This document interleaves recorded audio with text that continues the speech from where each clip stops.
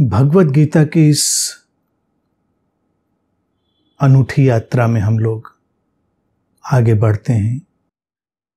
आज से हम 8वें अध्याय में प्रवेश करेंगे। यह 8वां अध्याय प्रारंभ होता है अर्जुन के प्रश्न से। अर्जुन ने कहा, हे पुरुषोत्तम, वो ब्रह्म क्या है? अध्यात्म क्या है? कर्म क्या है? अधिभूत नाम से क्या कहा गया है? और अधिदैव किसे कहते हैं? हे मधुसूदन, यहाँ अधियज्ञ कौन है और वह इस शरीर में कैसे है? तथा युक्त चित्त वाले पुरुषों द्वारा अंत समय में आप किस प्रकार जानने में आते हैं? ये अर्जुन के प्रश्न प्रारंभ हुए। श्री कृष्ण आगे जब इनके उत्तरों में आएंगे तब हम इनके विस्तार में प्रवेश करेंगे, लेकिन अभी ये प्रश्नों का मनोविज्ञान ये देखने जैसा है। अर्जुन की जो मनोदशा है वो विचलित मनोदशा है, और जब भी कोई विचलित मनोदशा में होता है तो वो ठहरता नहीं, वो किसी बात को आत्मसात करके उस पर मनन नहीं करता, उसको अपने भीतर रचने बसने नहीं देता। वो प्रश्न दागता चला जाता है, लगातार प्रश्न करना भी एक बेचैनी है, प्रश्न से भरना भी एक बेचैनी है, प्यास से भरना भी एक बेचैनी है। और बेचैनियों के भी तल होते हैं, कई तल होते हैं। जीवन का रूपांतरण बेचैनी की इस यात्रा से ही आगे बढ़ता है। निम्न तल की बेचैनियां, उच्च तल की बेचैनियां, जीवन को उथलेपन में बनाए रखने वाली बेचैनियां और जीवन को गहराई में ले जाने वाली बेचैनियां, ये तमाम तरह की बेचैनियों से मनुष्य गुजरता है। और प्रश्न उनमें से एक महत्वपूर्ण बेचैनी है। शुभ है, सुंदर है, क्योंकि प्रश्न व्यक्ति के भीतर समाधान की खिड़कियां खोलते हैं, ताजी हवा आती है। लेकिन खिड़की खोलने की प्रक्रिया को भी अगर हम देखें तो घर में जब एक खिड़की खोलें तो उससे आती हुई हवा को हम आत्मसात करें, थोड़ा ठहरें, देखें, समझें तो सुंदर होता है। लेकिन अक्सर होता क्या है, बेचैनी में लोग खिड़कियां खोलते चले जाते हैं। एक खिड़की खोली, अभी वहां रुके भी नहीं कि दूसरी खोल दी, फिर तीसरी खोल दी, इस तरह से भागते चले जाते हैं।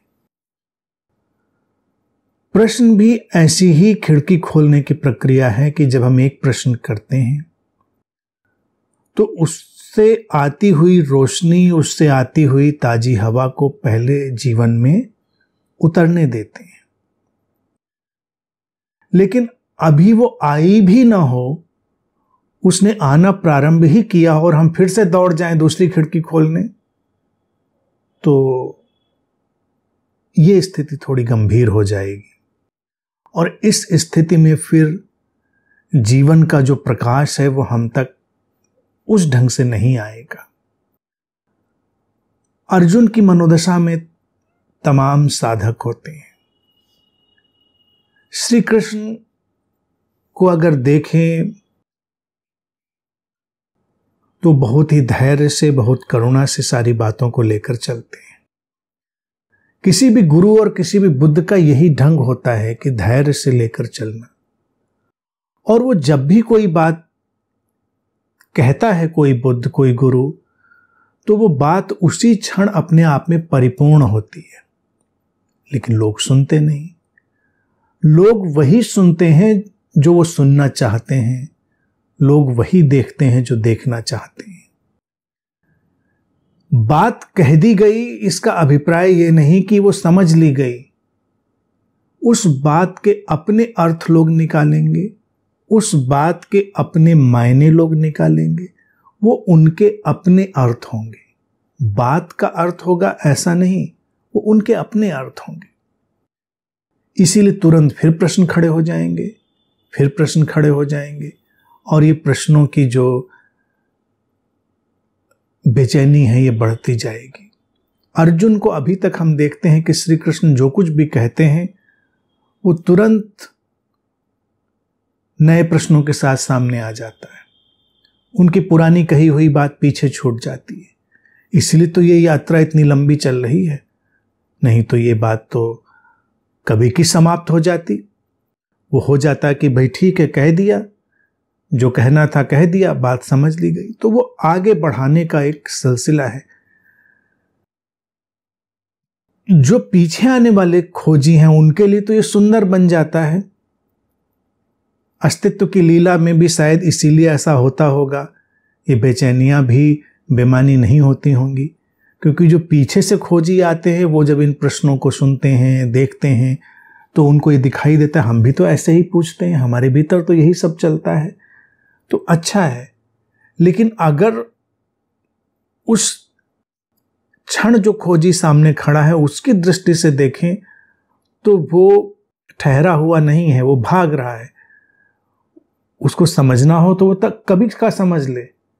तो अर्जुन इसीलिए भाग रहा है, प्रश्न पर प्रश्न छोड़ता हुआ, और श्री कृष्ण हर प्रश्न को अपने ढंग से आगे ले जाते हैं। अब आगे श्री कृष्ण कहते हैं,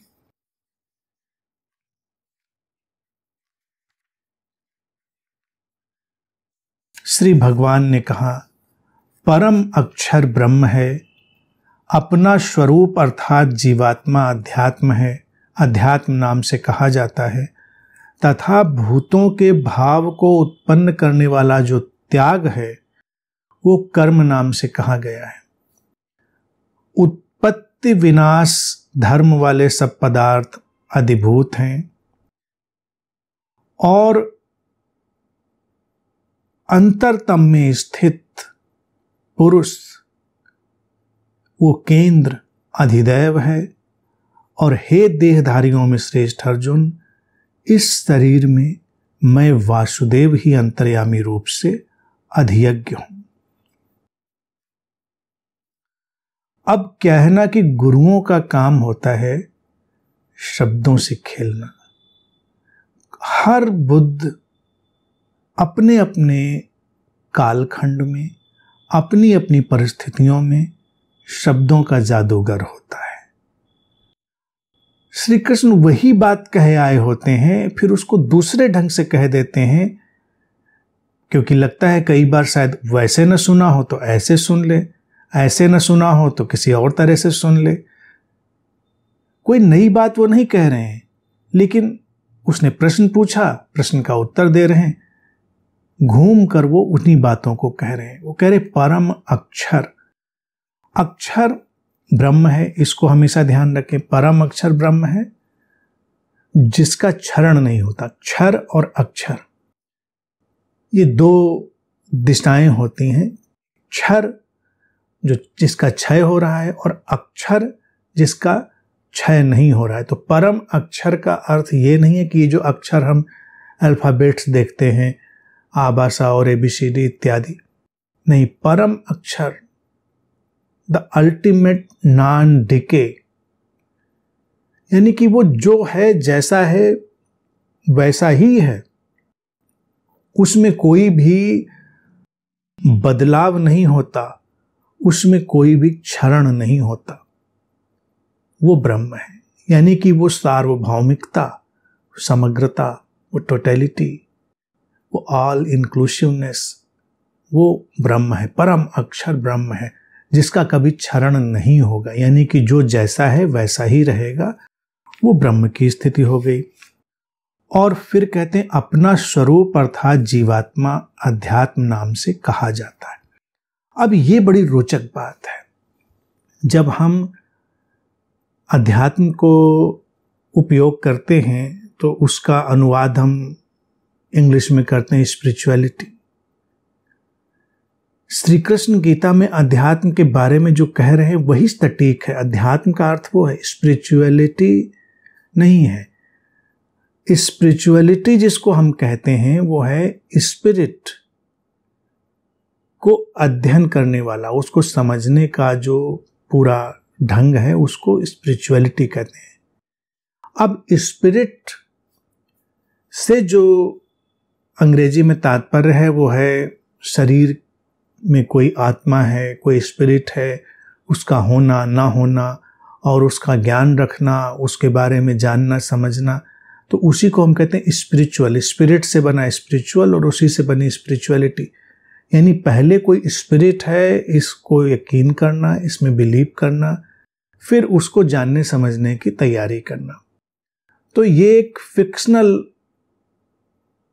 वे बन जाता है, क्योंकि स्पिरिट जैसी कोई अलग चीज नहीं है, हमसे कोई अलग चीज नहीं है। इसीलिए जो स्पिरिचुअल लोग होते थे, जिनको स्पिरिचुअल कहा जाता था पहले, वो आत्माओं से बात करना, वो गुजर गए लोगों से संपर्क करना, मीडियम बनना, इस तरह की बातें जो लोग करते थे उनको कहा जाता था स्पिरिचुअल लोग हैं, क्योंकि वो स्पिरिट से कनेक्ट करते हैं। अब श्री कृष्ण तो पहले ही ये बात स्पष्ट कराए हैं कि वो अजन्मा है, अमर है। वो जो आत्मा है न जन्मता है न मरता है। तो जो न जन्मता है न मरता है वो शाश्वत हो गया।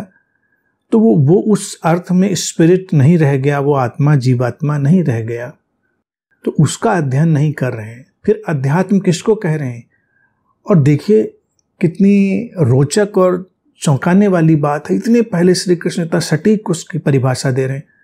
स्वयं को जानने की जो यात्रा है उसको ही अध्यात्म कहते हैं। स्वयं को जानना, जिसको बुद्ध भी कहते रहे, अपने आप को जानो, अपना प्रकाश बनो, अपदीपो भाव। स्वयं प्रकाशित होने की जो यात्रा है, स्वयं को जानने का जो विस्तार है, विज्ञान है, व्यवस्था है, वो अध्यात्म है। अब ये बिल्कुल प्रैक्टिकल हो गया, यथार्थ हो गया। ये काल्पनिक नहीं रह गया, ये फिक्शनल नहीं रह गया, ये फंक्शनल हो गया। क्योंकि हम तो हैं, हमारा होना तो है। ये होना क्या है, इस होने में क्या शाश्वत है और क्या क्षणभंगुर है, इसको देखना जानना। क्या बिखरता है, क्या नहीं बिखरता है, क्या क्षर है, क्या अक्षर है। तो अध्यात्म को अगर दूसरी दृष्टि से देखें तो पहले ब्रह्म की जो अक्षर की बात श्री कृष्ण कहे आए, और अब स्वयं को जानने की व्यवस्था, विज्ञान, उसकी बात कह रहे हैं। तो अध्यात्म हो गया क्षर से अक्षर की यात्रा। क्षरणशील, डिके होने वाले, समाप्त होने वाले से न समाप्त होने वाले, नॉन डिकेइंग अक्षर की यात्रा, वो अध्यात्म हो गया। और अक्षर से अक्षर की यात्रा, शाश्वत से शाश्वत की यात्रा, अनंत से अनंत की यात्रा, वो ब्रह्म हो गया। तो ये अब दिशाएं वो खोल रहे हैं श्री कृष्ण, और शब्दों से एक तरह से वो प्ले कर रहे हैं, शब्दों से खेल रहे हैं, और कह रहे हैं कि भूतों के भाव को उत्पन्न करने वाला जो त्याग है वो कर्म नाम से कहा गया है। वो इतनी बार अकर्म अकर्ता समझाए हैं अर्जुन को, लेकिन उसके अभी पल्ले नहीं पड़ा है। वो फिर से वही बात उनसे पूछ दे रहा है, कर्म क्या है। अब कर्म अकर्म विकर्म समझा आए हैं, वो इतने विस्तार से सारी बातें वो कहे आए हैं, और वो फिर पूछ रहा है कर्म क्या है। हालत देखिए उसकी बुद्धि की। और गुरुओं के, श्री कृष्ण जैसी विभूतियों के धैर्य की, उनकी करुणा की पराकाष्ठा देखिए। वो फिर उसका उत्तर दे रहे हैं, लेकिन किसी नए ढंग से। सारे भूतों के भाव को उत्पन्न करने वाला जो त्याग है, और जो उस तरह का कर्म है, वो कर्म है। यानी कि फिर वो अकर्म की ही बात कर रहे हैं कि वास्तविक कर्म अर्जुन अकर्म ही है, जब करते हुए कर्तापन का बोध नहीं होता, जब करते हुए कर्तापन का बोध होता है तो वो कर्म नहीं है, कर्म है जब करते हुए कर्तापन का बोध न हो, भूतों का, यानी कि वो इंडिविजुअलिटी जब पैदा हो जाएगी कर्मों में तो कर्म नहीं रहेंगे। उसको जो त्याग कर देता है, अर्थात जो सहज प्रवाह में कर्मों को घटने देता है, वो कर्म है। सारे भूतों का त्याग करने वाला जो कर्म है, भूतों के भाव को उत्पन्न करने वाला जो त्याग है, वो कर्म नाम से कहा गया। भूतों के भाव का उत्पन्न करने वाला अर्थात क्षणभंगुर से जोड़ बना लेने का, जो भूत उसी को कह रहे हैं ना, दैट विच एग्जिस्ट, जो कुछ है। तो हम जब कर्मों को घटने दे रहे हैं, बहने दे रहे हैं, तो हम बस उनके माध्यम की तरह से बहने दे रहे हैं, लेकिन जो है अर्थात उसका परिणाम, उसकी प्रक्रिया, उस सब से अटकना नहीं है, उससे अपना वैयक्तिकरण, अपना पर्सनलाइजेशन नहीं जोड़ना है, उसका त्याग करने वाला जो त्याग है। अब त्याग का अर्थ तो लेट गो है, बस छोड़ देना, उससे हट जाना, तटस्थ हो जाना। त्याग में त्यागने वाला भी कोई नहीं होगा ना। अगर त्यागने वाला भी हो जाएगा तो फिर वो कर्म नहीं रह जाएगा। श्री कृष्ण की दृष्टि में त्याग घटा, जैसे सांस लेने में त्याग होता है, सांस भीतर ली बाहर छोड़ी, सांस का त्याग हो गया। तो जीवन में जो छूटने जैसा है, सहज ही उसका त्याग हो जाता है। अपने कर्मों पर भी अगर व्यक्ति बड़ी सम्यकता से और सचेतनता से दृष्टिपात करेगा तो वो देखेगा कि कर्म होते हैं और अटकाव नहीं होता है। अटकाव हमेशा वहां पर हम पैदा करते हैं कि मेरा कर्म है, वो तेरा कर्म है, वो उसका कर्म है, हुआ, घट गया।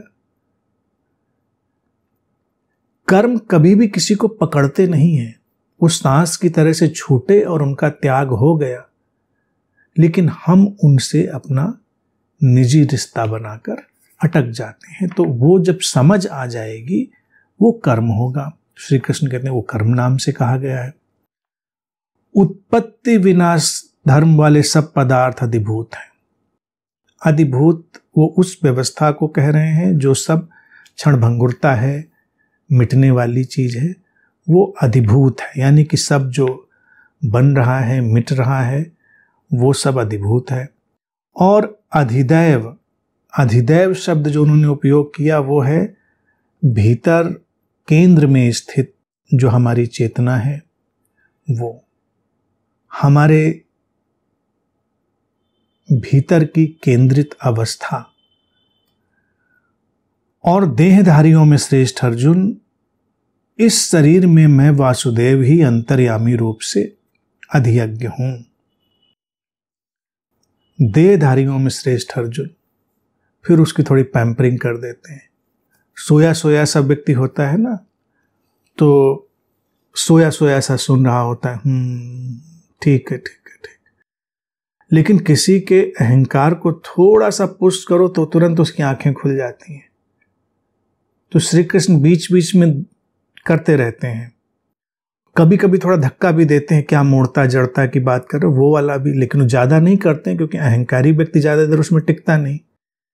गुरु भी अगर सीधी सीधी बात किसी से कर दे तो सीकर का जो है वो भागना ही तय है, क्योंकि वो बड़े अहंकार से भरा है। जब वो गुरु के पास भी जा रहा है तो कम थोड़ा ही समझ रहा है कि उसको कम समझ में आ रहा है, उसको लगता है नहीं समझ में तो पूरा ही आ रहा है, बस इनसे थोड़ा व्यवस्था बिठा लें।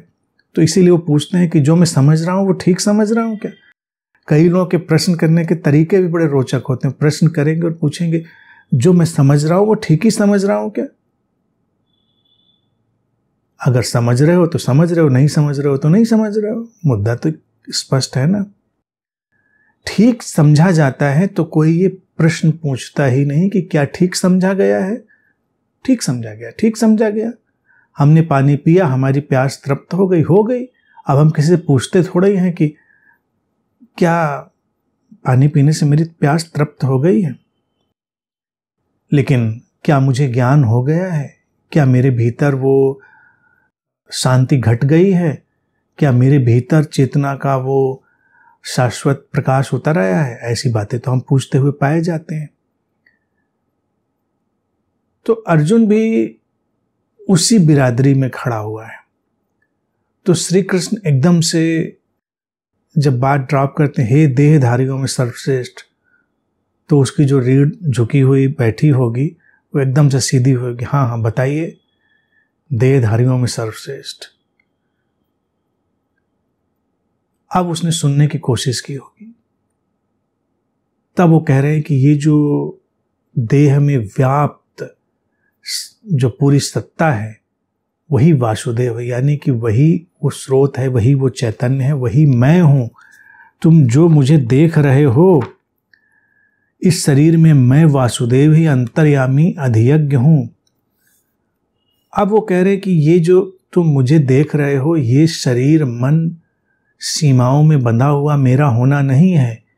मेरा होना उस शरीर में जो व्याप्त अस्तित्व है वही है। The presence, purest form of presence. उनको उसे दवा वही पिलानी है। लेकिन जब कहा कि हे देहधारियों में सर्वश्रेष्ठ अर्जुन, उसकी रीढ़ सीधी हुई, उसने चौंक कर देखा, तो वो उसको बताना चाह रहे हैं कि तू मुझे सुन रहा है तो एक व्यक्ति की तरह से मत सुन। ऐसे मत सुन कि कोई तेरा मित्र, कोई तेरा रिश्तेदार ये बात बता रहा है कि मैं इस शरीर में व्याप्त वो वासुदेव ही हूं, यानी कि वो परम चैतन्य ही हूं। वो जो परम ब्रह्म है, जो शाश्वत है, जो अनाम अरूप है, जो विदेह है, वही मेरा होना है। जो इम्पर्सनल कॉन्शियसनेस है, जो निर्वैयक्तिक चेतना है, वही मेरा होना है। तुम वैयक्तिक चेतना की तरह देख रहे हो, इसीलिए सारी बातों में भ्रमित हो। और एक बार अगर गुरु की निर्वैयक्तिकता को तुम देख पाओगे तो अपनी भी निर्वैयक्तिकता को देख पाओगे, क्योंकि तुम्हारे भीतर भी वही वासुदेव है। वासुदेव शब्द भी सुंदर है, हम उसको श्री कृष्ण के नाम की तरह से देखते हैं। उनका नाम नहीं है, वो एक अवस्था है जो वास करती है सबके भीतर, जिससे लोगों का देवत्व उभरता है। वही वासुदेव है, सबके भीतर वास करने वाला वो परम तत्व। वो क्या है? वो अजन्मा, वो अरूप, यानी कि वो उपस्थिति। जब भी हम अपनी बीइंगनेस से, अपने होने से जुड़ते हैं, हम उसी वासुदेव से जुड़ते हैं, हम उसी सत्ता से जुड़ते हैं। लेकिन कई बार हमारा वैयक्तिकरण इतना सशक्त होता है कि हम उसको नहीं देख पाते। तब अच्छा होता है कि हमारे सामने कोई बुद्ध हो, गुरु हो, और हम देखें जहाँ पर वो निर्वैयक्तिकता, वो इम्पर्सनलनेस बहुत स्पष्टता से दिख रही हो। हमें दिख जाए कि व्यक्ति की तरह काम करते हुए, व्यक्ति की तरह बोलते हुए भी यहाँ पर कोई व्यक्ति नहीं है। एक आसमान है, शून्यता है, खालीपन है, एक विस्तार है, एक परम अंतर संबंध है। बस इतना देख लेना है, तब फिर अपनी ओर भी लौट आएंगे, तब अपनी ओर भी देख पाएंगे। आगे श्री कृष्ण कहते हैं, जो पुरुष अंतकाल में भी मुझको ही स्मरण करता हुआ शरीर को त्याग कर जाता है, वो मेरे साक्षात स्वरूप को प्राप्त होता है। इसमें कुछ भी संशय नहीं है। यहां पर पहले ही हमने देख लिया कि श्री कृष्ण यहां पर शब्दों का खेल खेल रहे हैं, वो शब्दों की जादूगरी कर रहे हैं। अर्जुन पुरानी परंपरा, पुरानी मान्यता में अटका हुआ व्यक्ति है, शास्त्रों में अटका हुआ है, पुरानी अवधारणाओं में अटका हुआ है।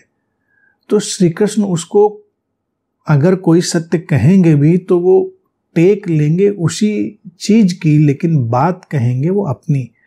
तो अब जब वो कहते हैं कि अंत काल में भी मुझको ही स्मरण करता हुआ शरीर को त्याग कर जाता है, वो मेरे साक्षात स्वरूप को प्राप्त होता है, इसमें कुछ भी संशय नहीं है। तो ये जन्म पुनर्जन्म की बात नहीं कर रहे हैं, क्योंकि इस बात को तो पहले ही स्पष्ट कर चुके हैं कि ऐसा कुछ नहीं होता है। अजन्मा कहकर वो तो उस बात को कह चुके हैं, लेकिन अब यहां पर ये वर्तमान में रहने की कला उसको सिखा रहे हैं। ये है art of living in the eternal moment of now. अंत काल में भी मुझको ही स्मरण करता हुआ शरीर का त्याग करता है। अंत काल क्या है? हर क्षण के पहले एक समापन है, हर क्षण अंतिम क्षण है। और जो व्यक्ति जैसी भावदशा में चल रहा होता है वैसी ही भावदशा में वो अगले क्षण में प्रवेश कर जाएगा। तो अगर उसकी जो इस क्षण की भावदशा निर्वैयक्तिकता की होगी, शाश्वतता की होगी, इम्पर्सनलनेस की होगी, बीइंगनेस की होगी, अपने विशुद्ध होने की होगी, वर्तमान में ठहरे हुए होने की होगी, तो अगले क्षण में जब वो पाया जाएगा तो भी वो उसी में होगा। हम विचारों के श्रृंखलाओं में, समझ की श्रृंखलाओं में बंधे हुए ही तो चलते हैं।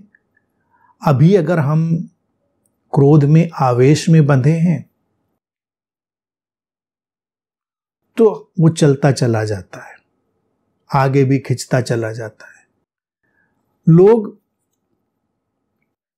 एक भावदशा पकड़ लेते हैं और उसको लंबा खींच लेते हैं। शाश्वतता की समझ यानी अपने होने की विशुद्धता के साथ कोई भरा हुआ है इस क्षण में, तो अगले क्षण में भी उसी में ही रहेगा। तो इसी को श्री कृष्ण कह रहे हैं अंतकाल। अंतकाल में भी मुझको ही स्मरण करता हुआ, और मुझको किसको? जिसको वो पहले कहे आए हैं कि वो जो शरीर मन की कैद में नहीं है, वो आगे उसी बात को वो विस्तार देते हैं। हे कुंती पुत्र अर्जुन, ये मनुष्य अंतकाल में जिस भी भाव को स्मरण करता हुआ शरीर का त्याग करता है उसको ही प्राप्त होता है, क्योंकि वो सदा उसी भाव से भरा रहा है। इसलिए हे अर्जुन, तू सब समय में निरंतर मेरा स्मरण कर और युद्ध भी कर। इस प्रकार मुझ में अर्पण किए हुए मन बुद्धि से युक्त होकर तू निसंदेह मुझको ही प्राप्त होगा। एक सिलसिला मन का, एक मनोविज्ञान का उन्होंने उसके सामने रख दिया कि जो जिस भाव से भरा रहता है उसका अगला पल भी उसी भाव से ही संचालित होता है। हम लोगों को देखते हैं, उनको कोई भी आवेश पकड़ता है, खींचे चले जाते हैं, उसमें छोड़ ही नहीं पाते। उनको वैमनस्य का, क्रोध का, घृणा का, मोह का कैसा भी आवेश पकड़ गया हो, एक श्रृंखला शुरू हो जाती है, एक चेन रिएक्शन शुरू हो जाता है। अंतकाल हमेशा ध्यान रखें कि हमेशा है। अंतकाल ऐसी कोई रिलैक्स्ड स्टेट नहीं है। अंत कभी आएगा, और कभी आएगा तो कैसे जानोगे कि कभी आएगा? कभी सोचें।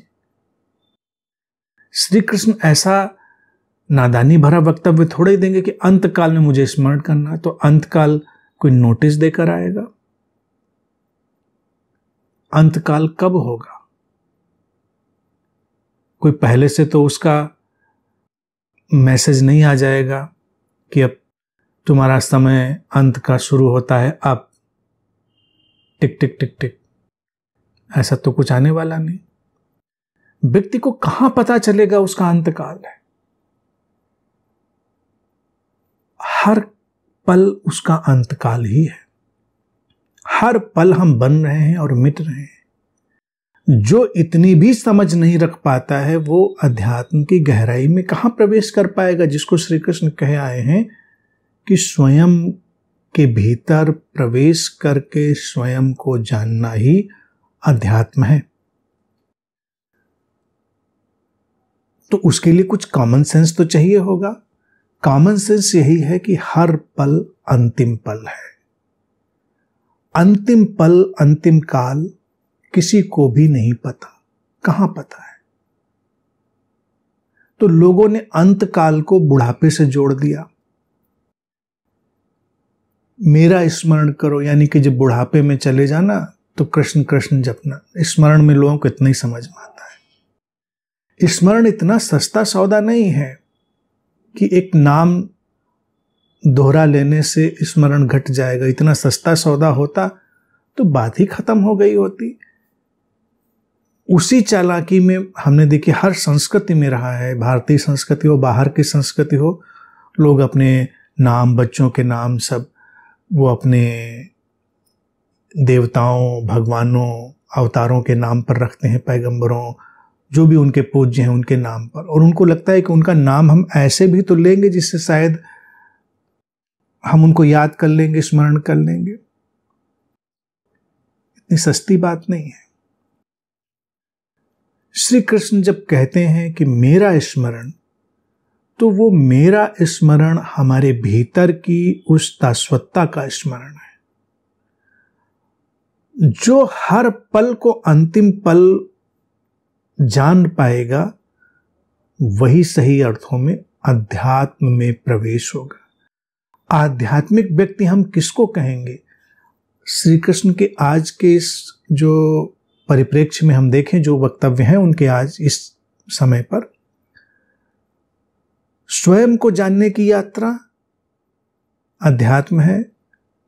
और हम आध्यात्मिक व्यक्ति उसको कहेंगे जिसको इतना कॉमन सेंस है कि वो जानता है कि हर पल अंतिम पल है। तो इस अंतिम पल में उस श्रेष्ठतम सर्वोत्तम को जीना, सहेजना, संवारना। लेकिन हम अज्ञानवश, मोहवश, अपने इंपल्सेस, जो हमारे भीतर के उद्वेग हैं, उनके चलते हुए हम निम्नतम को पकड़कर चलते हैं, निम्नतम को। और अक्सर हम अपनी जीवन यात्रा पर अगर दृष्टिपात करें तो हमें हमेशा दिखाई देगा कि हमारे पास सर्वोत्तम और निम्नतम के बीच चुनाव था, तो हमने अक्सर निम्नतम चुना। इसीलिए जीवन दुखमय हो गया, क्योंकि हमको लगता था सर्वोत्तम तो चुन लेंगे कभी भी। जीवन दोबारा मौका नहीं देता।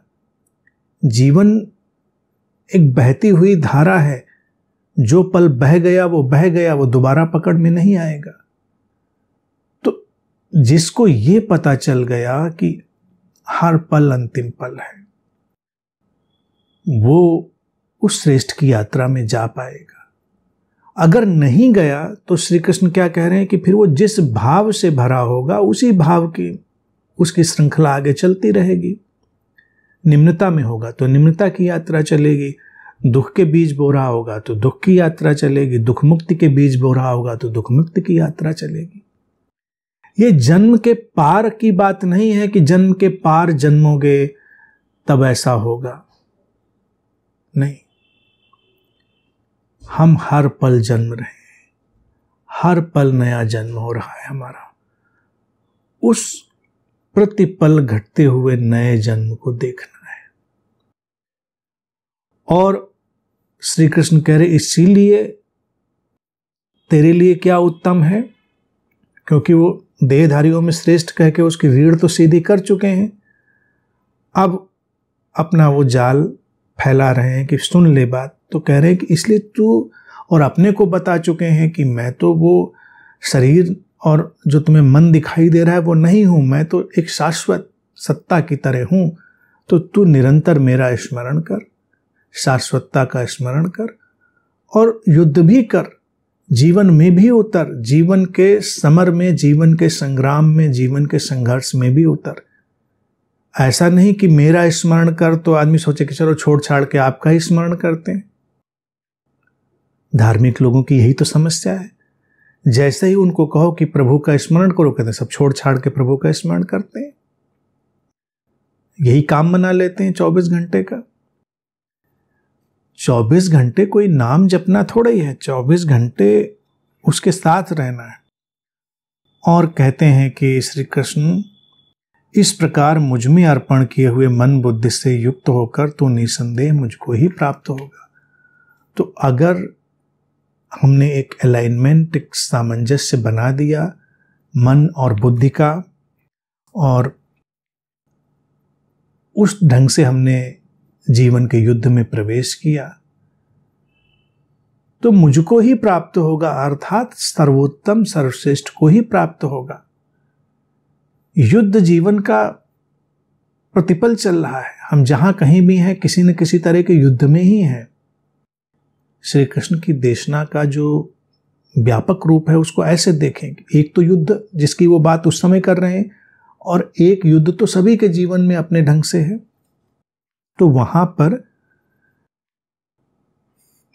उस वासुदेव का स्मरण, उस परम चैतन्य का स्मरण जो सबके भीतर विद्यमान है, उसके साथ हर पल को अंतिम मानते हुए अपने मन, बुद्धि, अहंकार को उस क्षण में पूरी तरह समर्पित करते हुए क्षण जो सामने ला रहा है उसका सहज प्रत्युत्तर घट जाने देना, यही युद्ध है।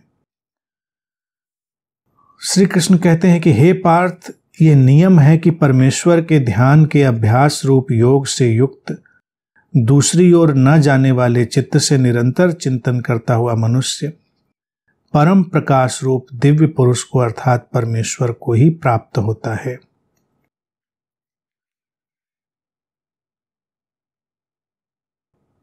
ध्यान की एकाग्रता, ध्यान हमारा जहां पर केंद्रित होगा उसकी बात श्री कृष्ण कह रहे हैं। जो अर्जुन प्रश्न पूछ आया है पीछे, उसी का वो विस्तार यहां पर दे रहे हैं कि देखो जीवन नियम से चलता है।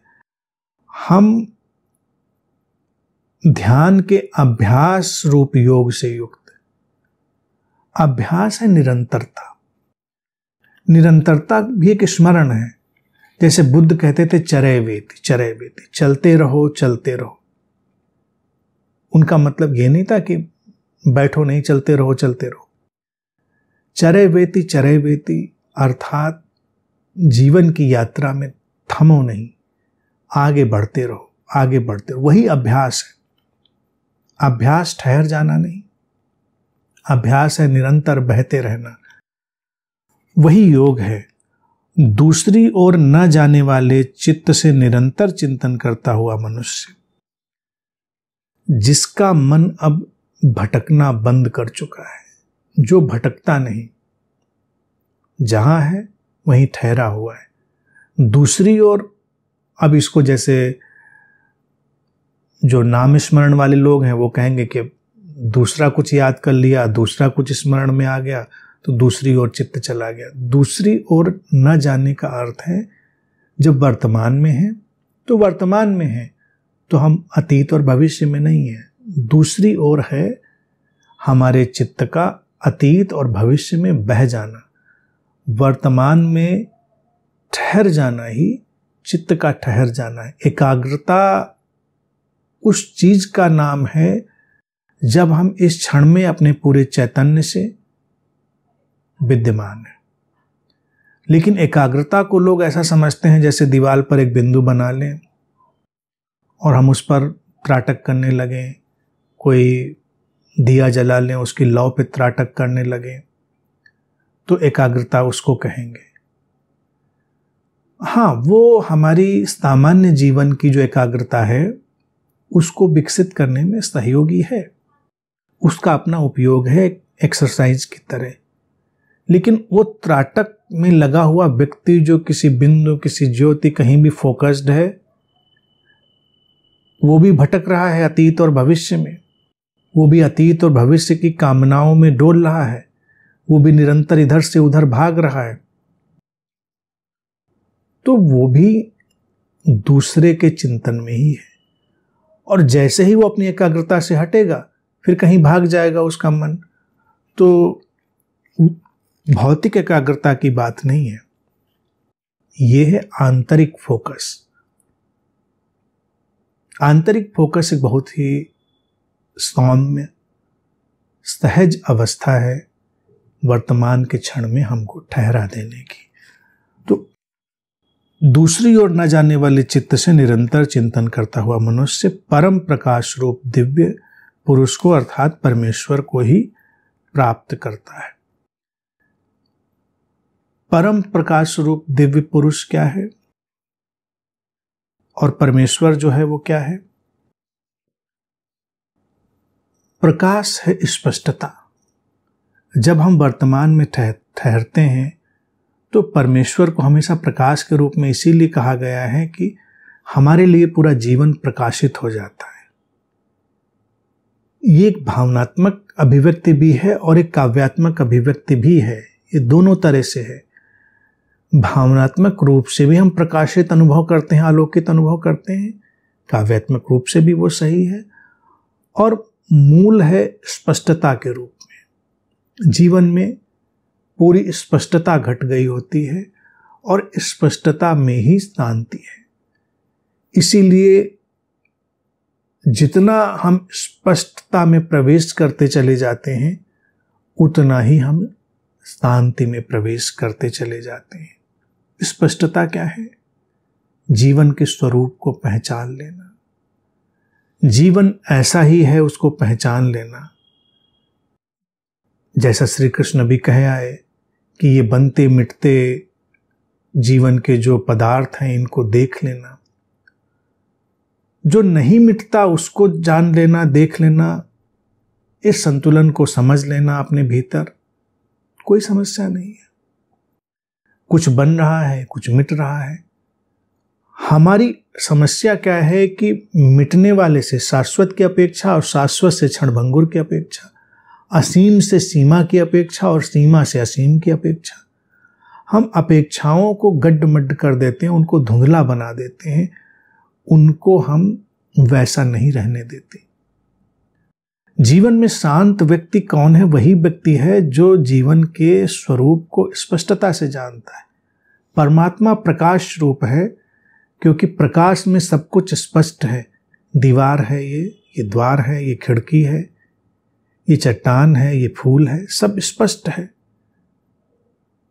तो शांति ही शांति है। हम जब अंधेरे से भर जाते हैं तो हमारे लिए कुछ स्पष्टता नहीं रह जाती, तो हम इधर उधर टकराने लगते हैं, हम इधर उधर चोट खाने लगते हैं। वो केंद्रित हुआ व्यक्ति, योग में गया व्यक्ति, ध्यानस्थ हुआ व्यक्ति, ध्यानस्थ हुआ व्यक्ति ये नहीं कि आंख बंद करके वो बैठ गया 2 घंटे तो ध्यानस्थ हो गया, क्योंकि आंख खोलते ही वही उपद्रव शुरू करेगा। और कई बार आंख बंद करके बैठने का जो आयोजन है वो अपने उपद्रव से बचने का ही आयोजन होता है, कि व्यक्ति के भीतर इतना उपद्रव चल रहा है कि वो बचने की एक शुतुरमुर्ग जैसी कोशिश कर रहा है, कि वो जैसे शुतुरमुर्ग रेत में सिर छुपा लेता है तो आंख बंद करके थोड़ी देर उसको लगता है कि हम छुप गए, हम बच गए सारे उपद्रव से, सारे कोलाहल से, लेकिन बचे नहीं। जैसे ही आंख खुली बाहर आए सारा उपद्रव शुरू। तमाम ध्यान करने वाले लोगों के जीवन में उपद्रव इसीलिए तो जारी रहता है, केओस जारी रहता है। क्यों? क्योंकि वो ध्यान को समझ नहीं रहे हैं, वो ध्यान को एक प्रक्रिया समझ रहे हैं, क्रिया समझ रहे हैं। ध्यान एक समझ है, कोई क्रिया प्रक्रिया नहीं है। श्री कृष्ण जिसको कह रहे हैं कि वो ध्यान से न भटकने वाली अवस्था में जो प्रवेश करना है वही योग चित्त है, योग युक्त है, वही युक्तता है। तो उसके लिए क्या होगा? अतीत भविष्य से हट जाना, अपने कर्तापन से हट जाना, समझ के साथ, ना समझी में नहीं, समझ के साथ। जैसे हम समझते हैं तो वैसे ही लगता है जैसे पूरा बोझ उतर गया और हम कहीं बिल्कुल ठहर गए। वर्तमान में हमारी जो प्रेजेंस थी वो बिल्कुल ठहरी हुई है, निष्कंप हो गई। उस अवस्था में उस परमात्मा का ही साक्षात्कार होता है। हम परमात्मा जैसे ही होते हैं, क्योंकि कोई वर्तमान भविष्य अब हमको विचलित करने के लिए, उपद्रव में डालने के लिए नहीं है। तो श्री कृष्ण बहुत ही स्पष्ट शब्दों में और बड़े अच्छे ढंग से उसको एक नई दिशा दे रहे हैं।